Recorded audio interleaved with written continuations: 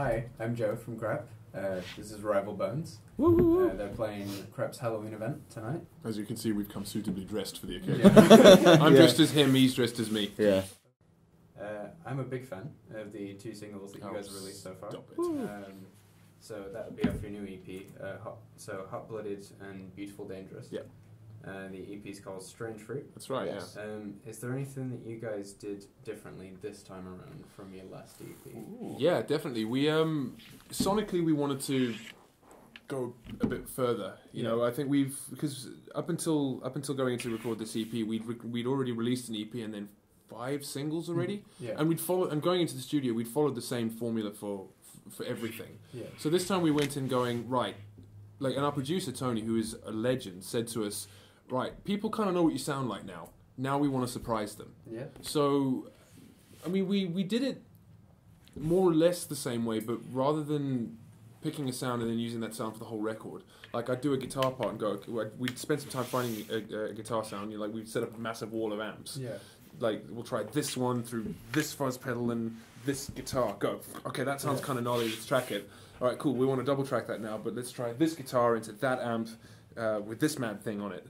And what that means is that we've come out with a sonically much more adventurous sounding record, I think. A lot more aggressive, isn't it? Yeah. Well, which is weird. Yeah. We were kind of. I don't know. I think it definitely sounds more aggressive than the last record, 100%. the songs are a bit faster, aren't they? Compared to the old EP, they're a bit more up tempo and a bit more like direct. There's less quiet moments. Like the last record had, like Running and Marceline, which had sort of quite like clean verses and stuff. We don't have any of that on this record. It's just aggressive. That actually leads on to my next question quite nicely. So I was going to say you guys were quite consistent with your sort of hard rock, like face melting music. Yes.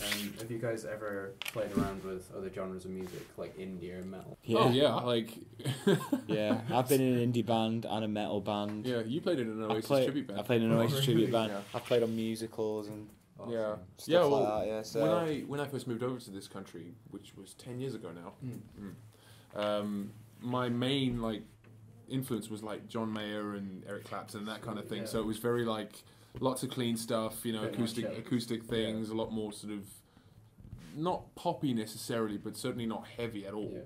Like I wasn't like an Audio Slave fan or a Rage Against the Machine fan or anything like that.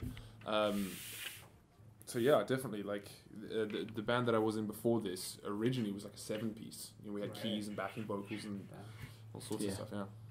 It was a big ego trip. And then I wised up. Yeah. And then he switched down to 2. I think like when we rehearse though, like we just play what comes naturally to us, don't we? I think, and for what we play, it's always like heavy. That's it. We're not here. We verge more into more like stoner rock stuff than anything else, don't we? So but it's never really indie or metal or anything like that. We didn't set out to let's be in a hard rock band. It was let's get together, and what we had was some riffs, and he's fucking heavy and loud. So what we came out with is what we got, which is great, like and super satisfying actually, because without realizing it, I've ended up making exactly the music that I want to hear. Awesome. So. Truly blessed. Yeah. What would you say is your favourite type of venue to play in? Ooh, that's an interesting question. I think the main thing that makes a gig for us is the audience, isn't it, more than anything? But because for example, we played a gig last night that was in like the venue wasn't great. Like it was like just like a pub. But it had a bit of a stage and stuff. The sound wasn't that good, and like there was all night it had been like overrunning and stuff like that. But we got up house and lights were on. But the audience was awesome. So it was like for James anyway. I think it was the best gig he's ever played. It was the best gig I've ever played. It was like I felt like I had an out of body experience last night. Like it was incredible. But so good. I rang my dad this morning to tell him like this me a 30-year-old man like calling his father going, I had a great gig last night, Dad. But venue-wise, I think like smaller sort of clubs are good, aren't they? I mean, we've played like sort of really small venues and then like smaller clubs and then like the Academy too, and then we've done like some festivals that are pretty big as well. You definitely can't beat a big festival stage sometimes though. Yeah. Like if the vibe is right, like I think what we had at In Music was awesome. Like that in terms of the sound and how we actually physically performed, it was really high up there. You know, and the whole thing behind that day and being there and. We'd flown to Croatia and they picked us. The festival sent a blacked out Mercedes to the airport to pick us up, and there was catering and everything. And I met Joshua Homme from Queens of the Stone Age, and so all of that behind it made that whole experience. And being on that big festival stage was definitely a massive part of that experience. Yeah. So I do like the sweaty clubs though. Yeah. Like we did, I think that's probably the level that we're at. So the best gigs that we've done have typically been sweaty clubs where, like, so people can climb on stage and sweat's dripping like, off the roof. Like at the end of the show last night, we hit like a big like that, and Chris is and all of that, and I just I took my guitar off and just like waded into the crowd and put it on, and everyone's like getting on it like that. And I did that for right up until the moment that I felt someone pulling it away from me. It's like, no, that's good. But I like that though. Like there's such an energy about that massively nourishes me, I think. Yeah, because I read in a Q&A that Enter Shikari did recently. Obviously, they've hit it huge. Yeah. They said that they prefer smaller venues and outdoor sort of stages. I think most bands do, especially of their level anyway, because you get so much of just like it becomes you go and play a few really big venues. And you do find you like one thing I didn't like. I love playing in Croatia. One thing I didn't really like for me is like the disconnect between the stage and the audience, because you've got like obviously the stage that drops, and you've got a big line of like subs, and then you've got a crowd barrier, and then some security, and then so you can't really see or feel people getting into it. So I can understand why bands like that really love coming back to playing smaller clubs, because you get everyone in your face and you can... Yeah, that's it. I think the value of... A great thing about last night was that there were a load of people there who knew us. Yeah. And knew all the words and everything. Like, so everyone was singing along, and you can... And it's nice because you can pick out the people in the crowd that are super into it. And what you do is you just fucking ham it up for those people as much as you can. You engage with them as much as possible. You can't really do that in an arena with 18,000 people in it. That said, though, I would play Wembley if you asked me to. Yeah, so would I. Like if we could sell it out, I would do it. Like, So moving on to festivals. Yes. Is there a preferred festival out of the big ones like Download or Leeds and Reading and Glastonbury? Oh, mine's always been Glastonbury. Yeah, I'd go with Glastonbury as well. Just because... Do you think you guys would be the most suited to that one? No, I think we've been more suited to... Although you say that, I saw Coheed and Cambry at Glastonbury. They played earlier on in the day on the second stage, but like... I think if you were to ask someone to listen to us and then say what festival would they be, do you think they're playing? I think majority of people would go with Download. Yeah, probably. Yeah, I probably would. Yeah, and I'd love to play Download as well. That was the festival that my dad took me to like year on year when I was younger. Right. Like I've seen everyone from like Rage Against the Machine to like Slipknot who were on every year and stuff like that. I went for like 5 years straight and I loved it. But then I got into a band and I started playing, and I started going to Download and watching all these other bands playing, and I was like, I think I watched like Bullet for My Valentine, who I just don't like, and I saw them. Not the response I was expecting. Yeah, like I don't like not that I don't like them as people or anything. I just don't like the music that well, and I saw them playing at Download. I think we've upset some people. I know, yeah. I don't know, yeah. Bullet for My Valentine out my type of band. I know, yeah. I'm gonna have to. You have to Bullet for My Valentine in the front. Hey! You have to escort me out, but no. And I watched them on stage, and I was like, God, like I wish I was doing that. And I think that's why I disliked them, because they were doing it. And this is when I was like 15 definitely. Or something. And then after that, I was like, you know what? I'm not gonna go to a festival unless I'm playing it.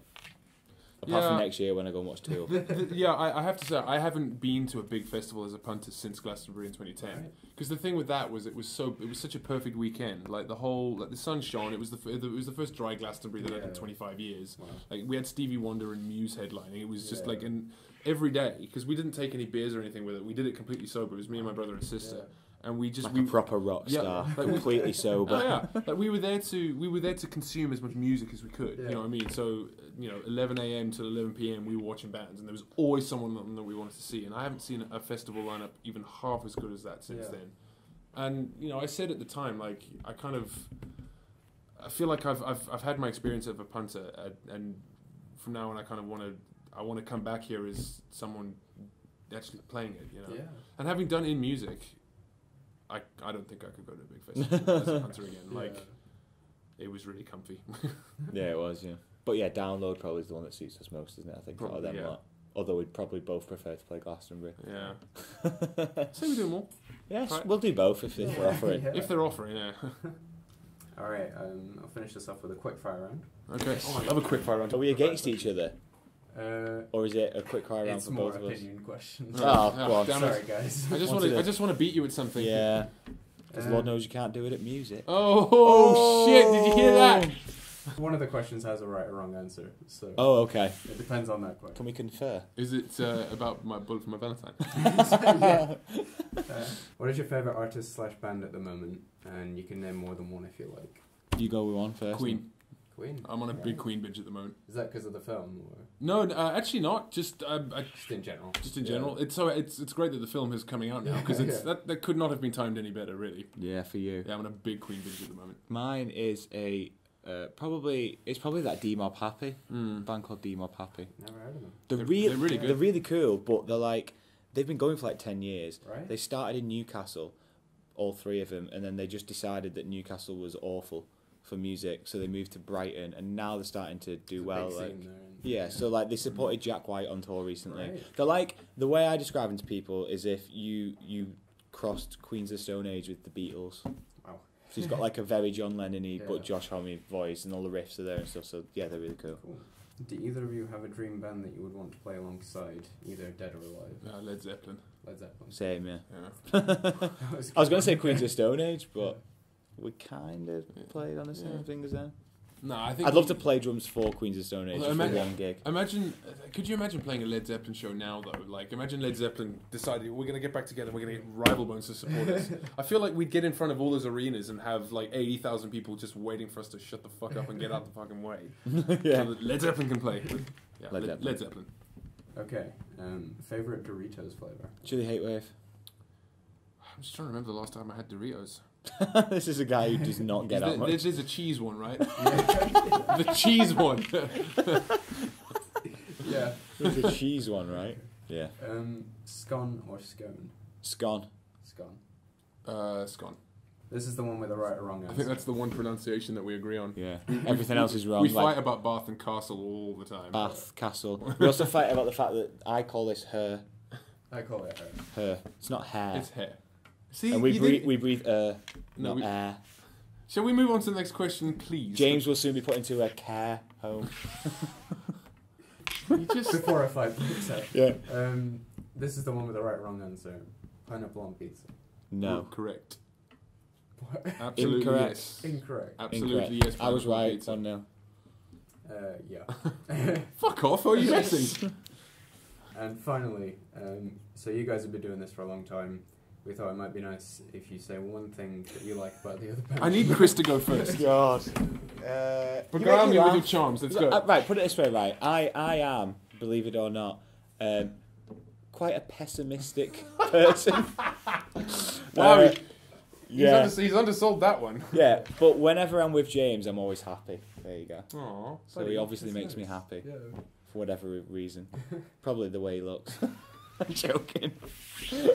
Go on, your turn now. Do you know what? Like, I have moments where you genuinely make me scream with laughter, and I love that. Like, we hadn't played a show in a few weeks until yesterday, and we got in the car, and I was bursting with excitement to see him. I love playing the shows and everything like that, and like anyone that thinks that being in a band is in any way glamorous, it's not. It's like half an hour or 45 minutes in the middle, surrounded by like fucking hours of driving and waiting around. But the fact that I get to get in the car and after a gig or before a gig or whatever, and we've got a 2-hour or 3-hour whatever drive, like I know that we're gonna have a good time, and I like that. So I appreciate you. So basically, I'm your chauffeur. Yeah, that's right. That's right. So there we go. We love each other, really, don't Yeah, we? we do. Just like having a little fight. Yeah. Because we don't fight physically, so we have to fight verbally. Do you know what? I'll We're tell too you what, intellectual for physical fighting. I'll tell you one thing that really pisses him off about me, is that I will not get into an argument. No. I won't do it. I'm just too reasonable. So like he'll call me out about something. Like I feel like this and I can see he's getting himself up to go toe to toe here, and I'll go, Okay. shit, dude. Sorry, I didn't realize. That won't happen again. And like all this pent up anger he's just goes like dissipates. And then he hates me even more. He's also a fucking great drummer. Like I would have fucking nothing without you. Well, they asked for I think one. you've won now. I think I'm nicer than he is what it is. But yeah. I think that's Done. My favourite thing about Chris, actually, is that he makes me look really good. Are you trying to say could have that? ended it on a nice note. I know, yeah. Wow. Look, he wasn't going to end it on a nice note, so why should I'm leaving.